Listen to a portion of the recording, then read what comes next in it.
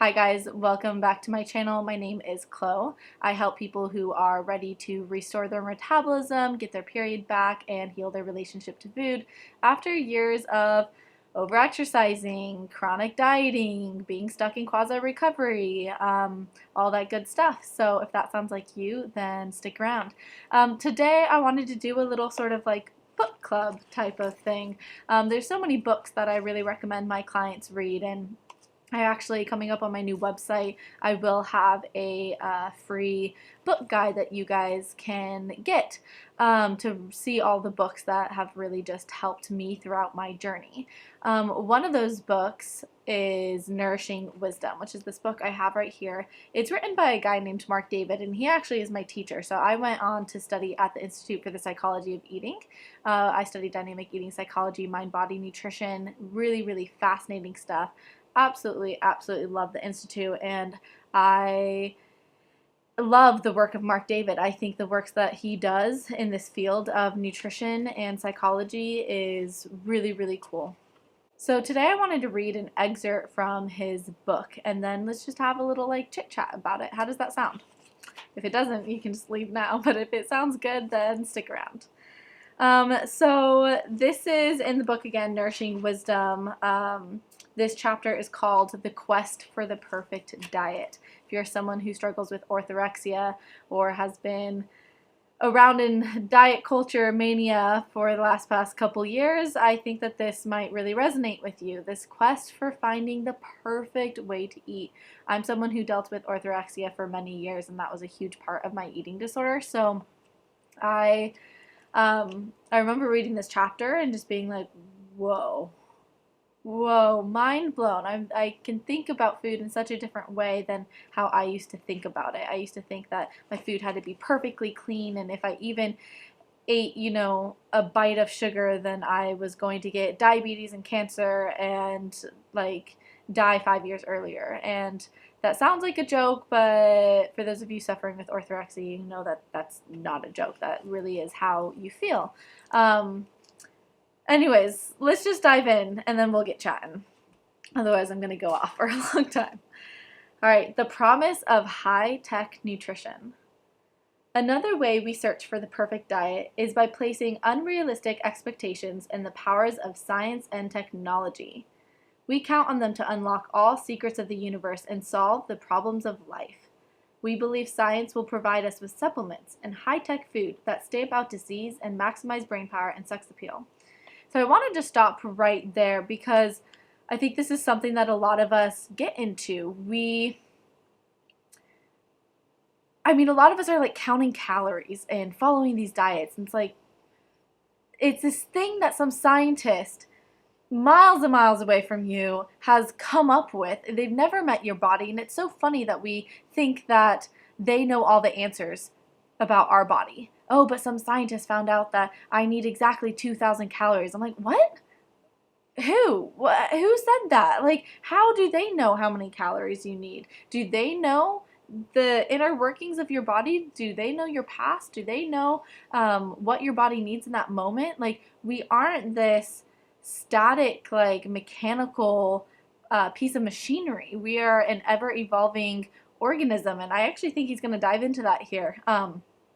But it's just so funny how we so easily give this power away to other people to tell us this is what's best for you. When in reality, you are your best nutritionist, you are your best dietitian, you are your best therapist. Like you are in your body. So if we can listen to the signs and symptoms that our body's giving us, like that's going to be our best bet.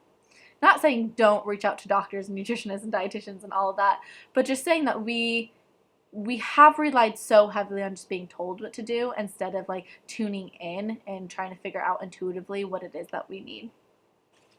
And it's so promising. Like, this diet will completely rid you of diabetes. This diet will completely do this or that. And it's like we get so hooked on that idea. You got to remember, a lot of this is marketing. They have books to sell. They have podcasts to sell. They have a reason to get you hooked on this. Like, this is the one and only way for you to eat.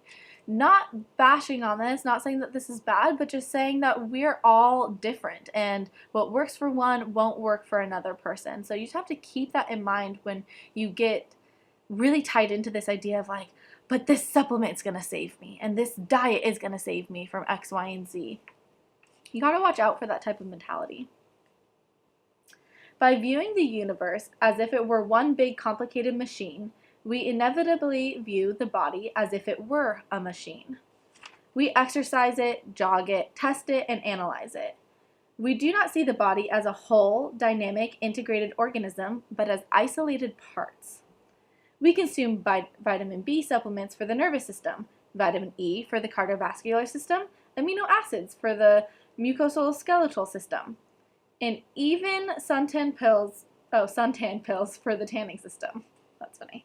We appear to be nourishing the body scientifically, but in reality, we are not so much caring for the body as we are doing things to it. The body becomes a robot, commandeered by the mind's concept of how a body should function. Oh, raise your hand if this has gotten you in trouble, where you in your head think, no, but I should be waking up every single morning at 5 o'clock to do a HIIT workout. That's what's healthy. And you make yourself do this, but then your body is saying something completely different. It's tired, it's worn down, you don't have your period, you're losing hair, it's showing all signs of being ridiculously stressed out, but in your head you go, nope, this is what someone out there told me is good for me, to wake up and to work out, like that's what's healthy, right? Oh gosh, I just love that. The body becomes a robot, commandeered by the mind's concept of how a body should function. I'm just gonna let that sink in for a second there. Let's continue on though. By relying solely on outside information about the body from books, doctors, and other experts, we are alienated from our innate body intelligence. See, I was on it right there, guys. I was trained well by him. I haven't read this paragraph in a long time. The richness, emotion, sensitivity, drama, and uncertainty that make the body human are forgotten. It's like we don't like that. The eating disorder makes us want to be just at this flat line. It's like we don't like emotions, we don't like change, we don't like anything. But it's like by not liking emotions and change, we're not being a part of life because it's inevitable. That is a part of life. That's a part of being human. Like he's saying, is having change, ever evolving. Like you shouldn't be the same weight your whole life. Like that should change, whether you're a teenager, you're pregnant, or you're in menopause, or it's like we shouldn't be the same. We should be evolving. We should be growing. Our emotions, it might sound good to not have like any negative emotions and to just stay flatlined, but that means you don't have the high emotions. That means you're not really experiencing the depth of what it means to be human. And that can lead you to this very flatline place, which in reality might seem safe, but it's not great. It's not great at all. It's such a weird illusion that would be a good place. Emotions are beautiful, it really is. What is left is a shell that runs on nutrients. Thus, we view food merely as a collection of chemicals. Milk for calcium, Brussels sprouts for anti-cancer nutrients, bread for fiber, and oranges as a convenient package for vitamin C. We no longer consider how our food was prepared, who prepared it, how it feels, where it is grown, or even if it was grown. Eating is not a festive and sensuous experience, nor is nourishment symbolic of love, connectedness, nurturance, and fulfillment. Rather, nourishment is reduced to nutrition, vitamins, minerals, proteins, carbohydrates, and facts. Just the hard, cold facts. Whoa there, Mark David. Okay, let's read that again. Eating is not a festive and sensuous experience, nor is nourishment symbolic of love, connectedness, nurturance, and fulfillment. What he's saying there is like in this state where we see food as this mechanical thing, as fat grams, calories, macronutrients, and all of that, we are taking away the nourishment of it. We're taking away our senses, the sensuality of eating, and in doing so, food just become facts and nothing more. And boy, tell that to any chef and they're gonna be like, that's the stupidest thing ever. Food is like It's pleasure, it's taste, it's aroma, it's satisfaction, like it's nostalgia. It reminds us of our childhood. It reminds us of certain experiences. It's so many things, and to just boil it down to facts, you're missing out on the big picture of what nourishment is. Of course, there are important benefits to reducing food to basic elements. Unlocking the secrets of the molecular nature of food has given rise to the science of nutrition, to important discoveries in our knowledge of health and medicine. Problems arise, however, when we oversimplify food. By reducing food to its chemical components alone, we lose the nuances of eating. It is no different from discussing a great Rembrandt by analyzing the pigments of the paint.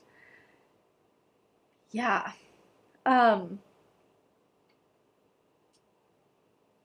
Food is so much more than these chemical components, right? I go to France and I go out to lunch with my grandma, and after lunch we stop by a creperie and we get a beautiful crepe with Nutella and powdered sugar and all of that. That is a really nourishing experience. Just because, sure, there's sugar, sure, there's white flour, sure, there's all these things, which I could argue that those things aren't even bad in and of itself, but let's just say, we can look at that nutritionally, and it's not, it's not a steak. It doesn't have all the B12, vitamin A, and all of that. So yeah, you can look at it and be like, it's just a bunch of white flour and white sugar. Not a lot of nutrients. So then you could say, okay, well then I'm not going to eat it because it's not healthy. But you're completely disregarding the fact that it was such a healthy experience for you after your lunch to be walking around in the streets of Paris and with your grandma and have her buy you a crepe.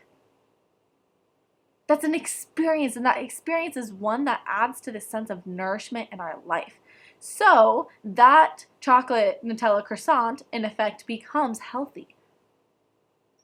Do you understand that? I think this is something we really lose. Like Mark is saying, like we lose this.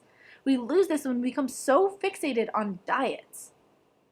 It's really sad. It's really sad that that happens. Advertisers are quick to capitalize on dreams of technological perfection by offering, quote, the most complete nutritional system, everything your body needs, and the, quote, formula for ultimate performance. They sell and we buy imagined nutritional perfection. Tell me right now, how many supplements do you have in your cupboard? 1, 2, 5, 6, 7, 8, 9, 10. I have some clients who we've counted and they're up to like 25 supplements that they take a day. That's absurd. That is exactly this. Us falling into this belief of the supplements are going to save me. The supplements are science's best way for me to nourish my body. But it's like, can you really survive off of supplements? I don't think you can, guys. Because I think that there's something innately healthy and important about the eating experience. You sit down at dinner with friends to break bread. That's so important. The taste of the food, that's what helps put you in the parasympathetic nervous system state, which is the state where you can digest. It's good to be digesting food. Your body needs it. That's how your body works. If you don't put food in your system, your body's going to start breaking down. Even if you got an IV of the most perfect nutrients. Sure, at a time, if we're in the hospital and we need it, that can save us, but you can't live off of that. But we get this idea that we can. So fascinating. So I'm going to just say this last sentence again because we're going to end this here. They sell and we buy imagined nutritional perfection. I got a lot out of this passage, and I'm wondering if you guys took away a message or two in here as well. And I'm wondering if you could take a moment to write that in the comment section. Let's have a discussion about this. Let's talk about this. What was one of the points that you really took away from this? And maybe what's a new viewpoint that you can take away of how to view food? How to view food in something that's not just the chemical components of it, but view food in a whole different light. Because when we do view food in that way, And again, this isn't saying that nutrition doesn't matter, and that we shouldn't, look at the nutritional value of things. Yeah, that has a time and place for sure. But we can't just keep on viewing food in just that way. So I hope that this was helpful. Please like this video, please subscribe, and please, again, comment down below what you took away from this video. Have a good day, guys, and I'll see you in my next one.